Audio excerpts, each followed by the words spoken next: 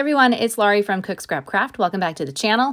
Today I am sharing my take on the May challenge from Challenge Yourself. As always, you are challenged to use a photo of yourself somewhere on the layout, but the theme for this month is Get Messy. So that means break out your mixed media tools, whether you use them often or you don't use them that much, break them out. Get messy, experiment on your page, and create something really awesome. We can't wait to see what you create, and you can upload your take on this challenge on the Challenge Yourself blog, which is linked below. You'll be entered for a chance to win a prize. And then there are also all the other layouts from the design team are at the blog, so you can get some inspiration from them as well. So obviously I'm using Tim Holtz Distress Oxide Spray. And I've chosen some rainbow colors. I've got, I think, Lumberjack Plaid, Picked Raspberry, Squeezed Lemonade, Rustic Wilderness, and Salvage Patina. So I'm trying to make a rainbow because I'm also doing this for a Paper Issues Bingo Challenge. One of my prompts was to use a rainbow. And so here it is. And I liked doing this prompt for the photo that I chose because the photo is of me in bright neon sunglasses. I'm outside. I'm wearing my new Girl Scouts t-shirt to celebrate Girl Scouts Leader Day. And the colors on the t-shirt are very like bright and, rainbowy colors. So I was like, you know what, that's going to be perfect. So I actually printed this photo out on my Canon Ivy mini printer because it was just from last month. And I had this rainbow paper as part of my haul this month. Originally was thinking like I was going to use the other side because the other side is a nice yellow with some polka dots. And I was like, oh, that's very fallish. But I saw this side and I was like, you know what? I'm going to use the rainbow side for this. And I have that other piece of pattern paper behind this because I thought that I might use it for matting purposes or something. I end up not using it at all because obviously I've got the rainbow pattern paper. I've got 2 cut aparts from last year's Simple Stories. What was it called? Good Times, maybe? I think they're like yearly themed collection. So I've got 2 cut aparts from that. One of them has a rainbow as well. And obviously my mixed media page, which has rainbow on it. So I don't really need any more pattern paper. I basically just have to go through my stash and find all of the rainbow / brightly colored embellishments that I have so that I can really build this layout up. So I'm matting the cut aparts and the photo in sort of a triangular design against the rainbow pattern paper. And I was trying to make it small enough so that like I could have it placed so that it looks like it's at one end of my mixed media rainbow. My mixed media rainbow, I think I made the arches a little too high. I should have gone a little bit, lower, wider. I don't know what the correct word is here, but I could have done something a little bit different, but I was experimenting and I was happy with the way it turned out. It has sort of an airbrush feel to it, which is kind of cool. Some of the sprays are a little bit more controlled than others, and I don't know if that's because I've used them before, like the Picked Raspberry. This was my first time using it. It sprayed a lot, and whereas the Lumberjack Plaid, you can see the sprays are very even and all identical. So maybe it just depends on the sprayer. I don't know. But I was trying to get more controlled color there, and the Picked Raspberry kind of was just like, whatever, doing my own thing, so that's fine. So I have this, I also pulled from a Simple Stories sticker book that I have, that rainbow striped sticker down at the bottom. And I am adding the word April down there because this picture was taken in April. That's Volunteer Appreciation Month, as well as Girl Scouts Leader Day. And you're probably watching this and you're like, what are you doing? You are ruining it. And that may look that way, but I will fix it, I promise, because I put it down and then I was like, wait, I really want to use this frame, this Obed Marshall frame down at the bottom, and then have the word April go on top of the frame, right? So of course I had to pick up the word April, and it kind of tore some of the sticker strip, and I was like, I hope I can fix this, but don't worry, I do fix it. It ends up not looking gross at all, I promise. And then of course I tore, as I was sticking down one of the glue dots for the frame, I tore the side of one of the frame. And I was like, are you kidding me? But there's nothing that another embellishment on top of that won't fix, right?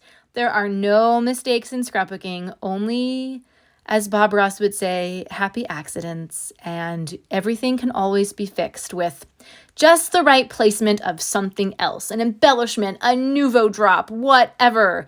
You will make it work. So don't worry if you also are like, I have to lift this title up. It's going to be okay. And don't worry, there's also going to be more ripping up of things because I can't seem to figure it out on this layout today. As I am cutting this piece, this sort of like photo film strip piece to go on either side of my paper cluster there, I just want to remind you that this challenge is open until I believe the 4th of June. But you can definitely get all the details for that on the Challenge Yourself blog. If you're liking this video and you find it inspiring, I hope that you give it a thumbs up and that you consider subscribing to the channel if you haven't already done so, which would really help me out because I'm getting real close to, reaching that 1,000 subscriber mark. Every little bit helps. And, also, I have process videos like all the time. This is just one of, I believe, 4 process videos that's going on this week. So definitely subscribe so you see these videos coming up in your subscriptions feed. Ring the notification bell to get notifications if you do that. And leave me a comment down below and let me know, I don't know, what your favorite color of the rainbow is. Let me know that. I think that'd be a good thing. Or if you have any questions or comments about anything that you're seeing me use in this video, definitely leave those down below and I'll get back to you. So I'm adding a few more embellishments. I added in a piece that had a rainbow. It said adventure and then kind of had a rainbow on the sides of the circle. That was from a Keep It Simple collection. And I covered up the bottom because it didn't really go with this, but I wanted the rainbow part of it. Like I literally just went through my stash and tried to find things that were brightly colored or had rainbows on them. And I think it did a pretty good job. What I like about using mixed media backgrounds is that really is the main part of your layout. And then you don't need a whole lot of other stuff to finish it off, to finish the layout off.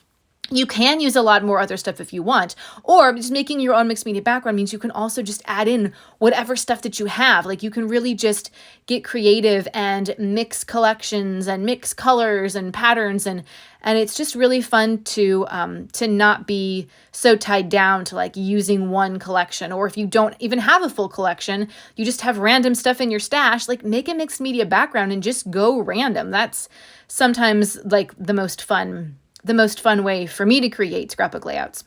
All right, so here's where I'm having more, gotta peel something else up because of course I thought I could do leader day and have it fit, and of course it didn't. So I just gotta move that one heart sticker. It's not really that big of a deal. And I'm just gonna, I'll just move it. No worries.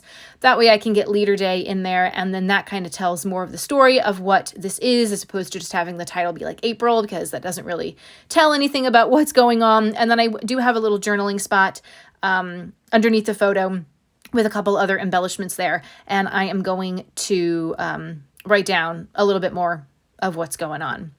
So that's almost it for this layout. I'm adding more. See, I'm adding more random stuff. So those are Obed Marshall products that I had as part of last month's haul. Yes, last month's haul was April. And they're just very bright and colorful. And I just was like, you know what? I want to just keep building things out a little bit more. So I'm going to layer up a couple of them, like a journaling spot type of thing. Oh, and then a tag or like a tag piece on top, just to add a little more visual interest and keep like building this cluster of the photo and the pattern papers, just building it up a little bit more. I love when things are kind of like on a diagonal. So that big cluster with the photos is on the top left, and then it goes down to the diagonal in the bottom right corner. And then these pieces that are sticking out on top and bottom, one's in the top right, and then goes down to the diagonal on the bottom left. I love working on the diagonal. Highly recommend it. 10 stars. And the background paper that I did the mixed media on, I just realized I didn't tell you, is, of course, Vicki Boutin Foundations paper, which is very high quality cardstock and perfect for doing mixed media stuff. Highly recommend that as well. 10 out of 10. I actually need to purchase more. So the close-ups are going to follow. That'll give you a closer look at things in a little bit more dimension, because some of these embellishments are chipboard, so they pop up a little bit. I used foam dots to pop up some of the stickers. so they weren't lying flat. And I hope this was inspiring for you and that you guys take your hand at getting messy for this month's Challenge Yourself Scrapbook Challenge. I'll see you next time. Bye.